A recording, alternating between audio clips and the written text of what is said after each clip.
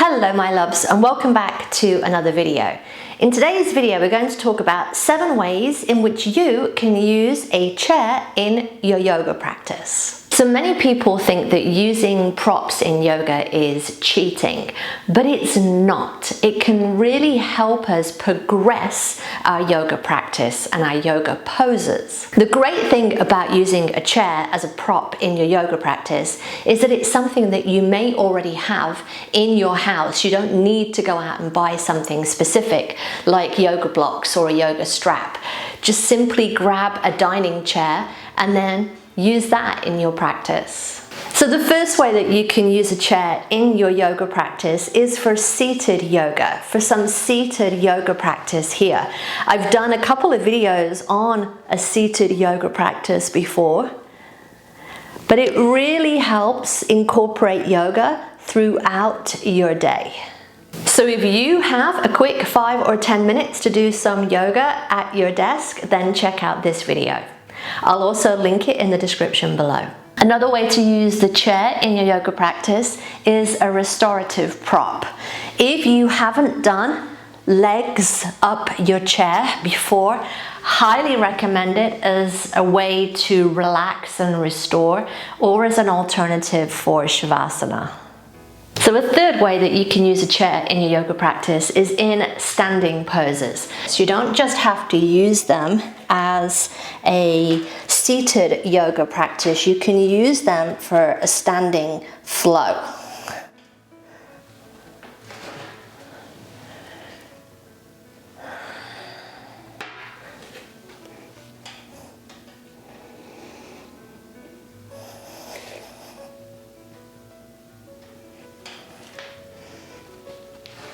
You can use it just for a specific pose, in poses like triangle, revolved triangle, or as an alternative for poses like downward facing dog, you could use chair dog. It's also a great prop to use if you have any issues getting from the floor to standing.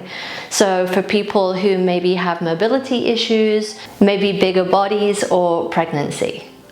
A fourth way to use your chair is to assist your balance. If you're working on a specific pose, maybe it's tree pose, you come into your tree and you practice your balance. If you're wanting to do your tree in more of a flow style class, then have your chair to one side on a non-slip surface, so that when you do your flow and you come into your tree pose, you have it nearby to not interrupt your focus and your flow. And you can just have it to the side as a little bit of a security blanket. The fifth way that you can use a chair in your yoga practice is for modifications, progressions, and accessibility. These encompass everything that we've been talking about so far, but they can make poses easier.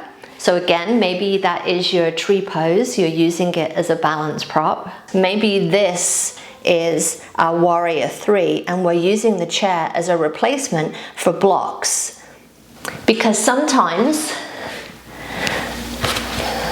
the blocks are just not what we need. We're too low down, we start to collapse, and sometimes we need a little bit more lift. Sometimes we might need a little bit more lift. But it can also help here in Warrior 3. Maybe we're just working on lifting the arms away from the chair. Maybe that is our focus for our practice. Now, depending on the chair that you use, you can also use the chair in other ways to progress poses.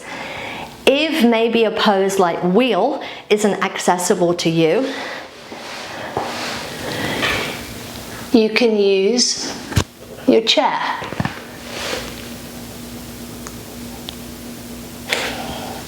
Having something to grab a hold of to get yourself back up.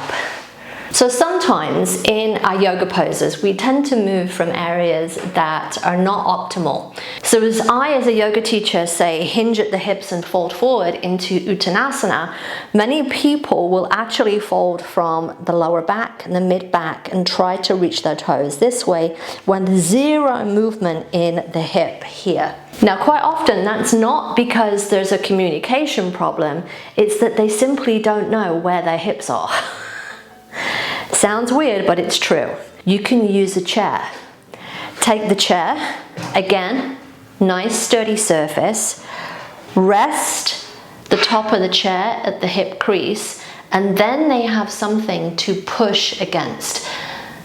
The femurs will go back, the pelvis will come over the femurs, and you can fold from the hip. It's a completely different experience. You have the weight of the body supported on your chair, and you can really relax into it. It's just a nice version to do occasionally. And the final way that you can use a chair in your yoga practice is for meditation.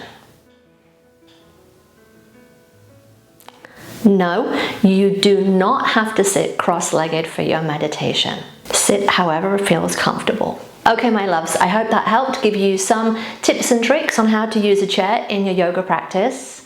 If you found this useful, then give me a thumbs up. And remember, my loves, that karma is only a bitch if you are. So be nice, be kind, and be the change that you want to see in the world.